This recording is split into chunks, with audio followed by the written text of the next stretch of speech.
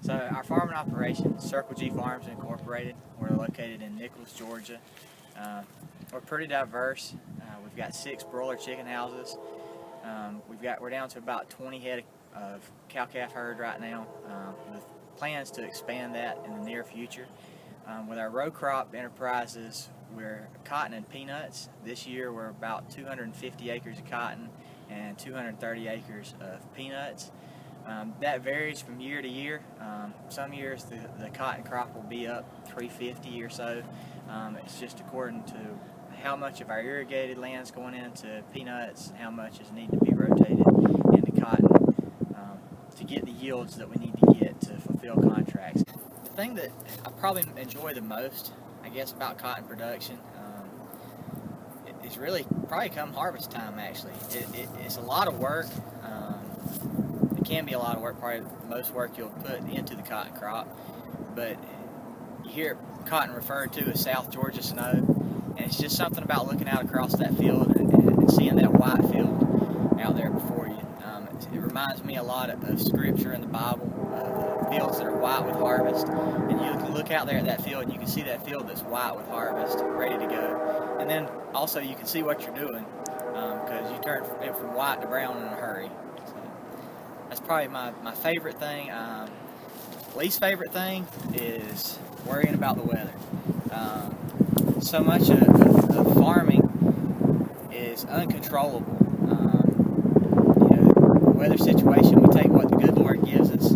Sometimes it's too much rain, sometimes it's not enough rain, and sometimes you've got hurricanes that you have to worry about that can completely devastate your crop. So that's probably my least favorite thing, is the thing that's uncontrollable, and that's worrying about the weather.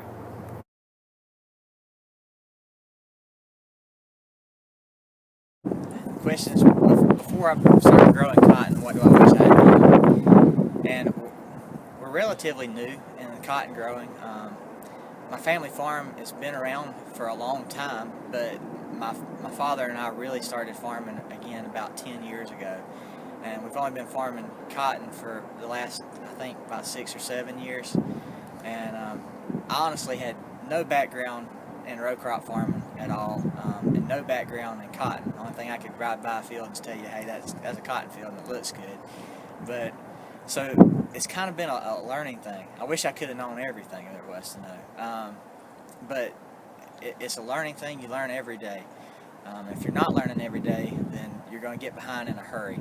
So it's everywhere from looking at the research, evaluating the best cotton varieties to put out there in your field for whatever situation you've got with your field, your soil, and the expected long-range weather forecast that sometimes comes true and sometimes doesn't. But it's everything from that to knowing when to spray, knowing what to spray, to regulate the cotton growth, to promote cotton growth, and then at the end, knowing when to spray, to go ahead and open the cotton up, to knock the leaves off and be ready to pick the cotton, to be able to capture as much of the yield as you can while still being economical at the same time.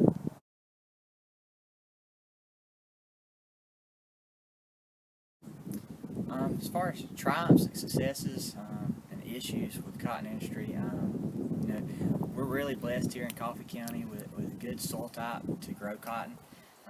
We can have pretty high production yields, but then you've got the issues of, like I talked about earlier with the weather. You don't know what's going to happen. Your neighbor can get no rain, and then you can get 5 inches of rain, and that can be pretty devastating according to what timing of the crop you're on. Also, hurricanes coming in. It doesn't take much wind to lay down a cotton crop in the field. But I'd have to say probably the biggest challenge that we have right now is the markets. Cotton prices are pretty low right now, and it's really hard to put the inputs that we have to put in, because inputs are constantly continuing to go up, and what we're getting paid back isn't increasing at the same amount, isn't really increasing at all. So that's the biggest thing, is the markets, and you're at their mercy when you market your crop.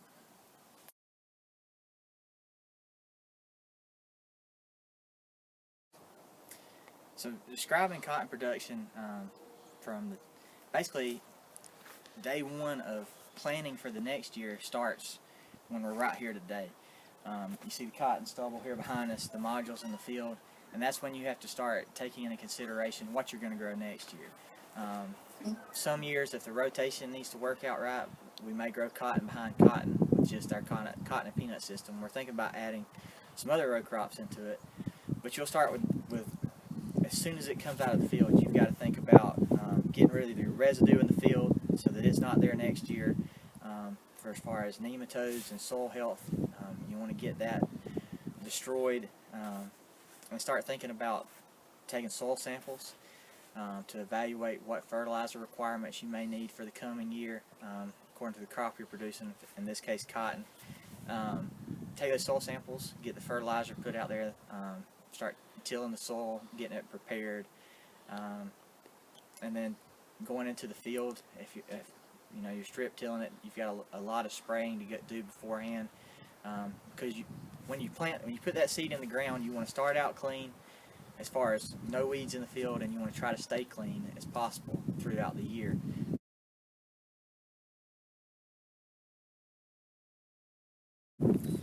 So advice for somebody that's looking into getting into production agriculture, and maybe even more specifically the cotton industry within the coming years, I would say, you know, if you don't have a farm already that you're wanting to get back in, maybe back into the farm production, get with a local farmer, maybe work with him for a year, go through the season with him and learn.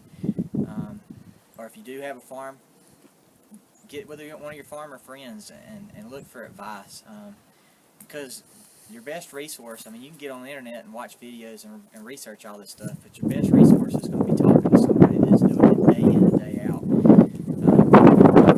Where's cotton going to be in the next 5 years or so? It's hard to say. Prices have been pretty low this year, and even before coronavirus they were low. But the coronavirus has affected the cotton market just like it's affected every other market. And it's hard to look into the future right now and say where the cotton market's going to be in the coming years. So that it's hard to judge the outlook. But if you're looking to get into production agriculture, I would encourage anyone to get with a local farmer and work with a local farmer. A lot of farmers are willing to go out there and teach you and be hands-on with you if you're willing to learn.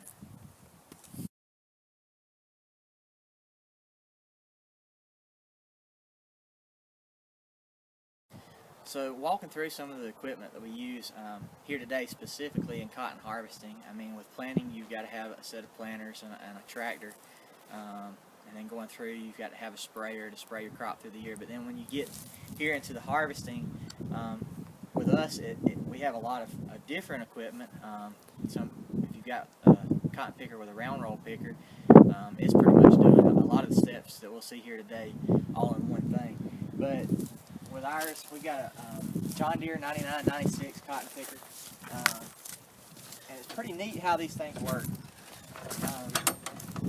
The cotton's going in up where you see these yellow snouts at, and it goes through there to where these are, and they're constantly turning. We can demonstrate that in a little bit, but they're constantly turning and spinning, and they've got little like knife protrusions on here that's actually grabbing the cotton. You can see it there, kind of grabbing my finger almost.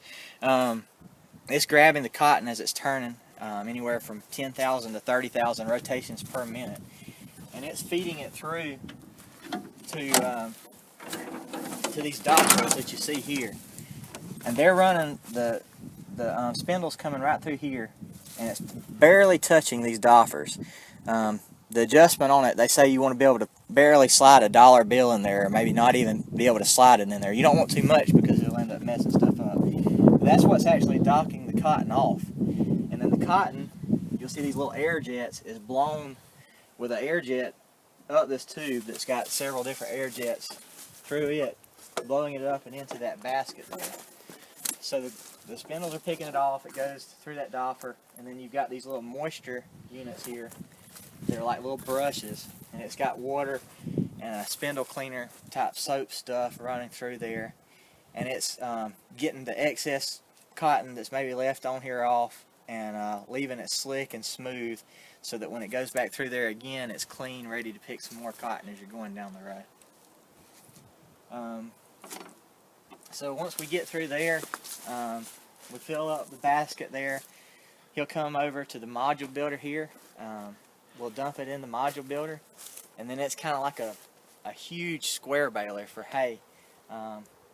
And you'll be sitting up there, smooth it out, and it's constantly packing all the time. It's got a little computerized panel up there that you can switch it on, and it'll do most of all the work itself. You have to be here because those things are known to tear up a little bit and spray you with hydraulic fluid, and that's always fun. But it packs the cotton, and then those bales of cotton, pretty much anywhere, if it's a full bale, from 16 bales to over 20 bales are usually what ours average.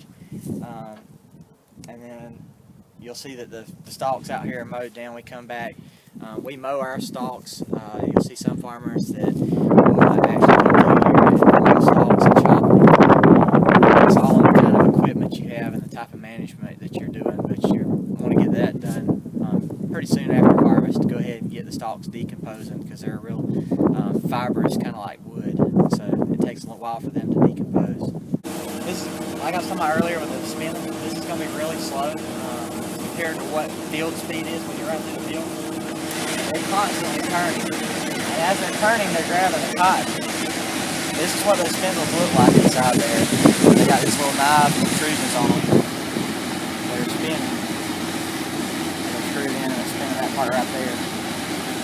They're going through there and they're knocking the cotton off right here on these knockers.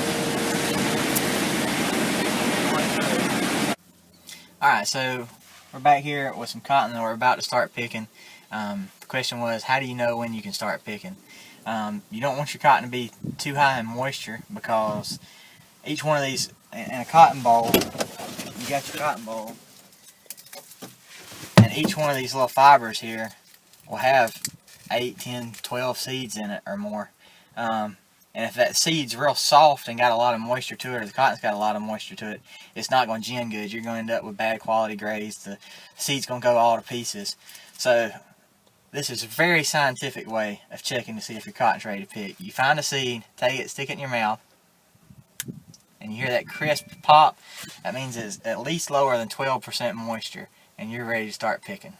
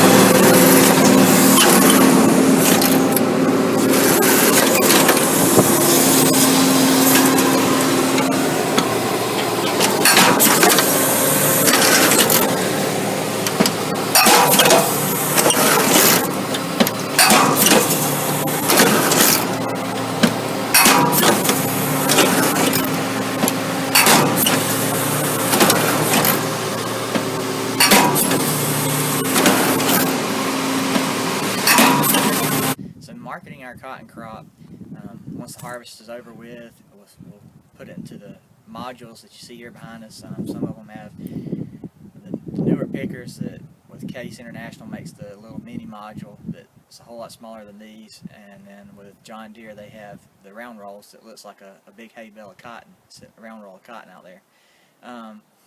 But we market ours through Coffee County Gin. They come pick it up and do the ginning and processing of the cotton and put it into the bales. And then once that occurs, we'll call them and when we get ready to, and tell them to put it out for bids, and they'll have a grader grade the cotton on different qualities such as fiber length, the color of the cotton, and many other factors that goes into it.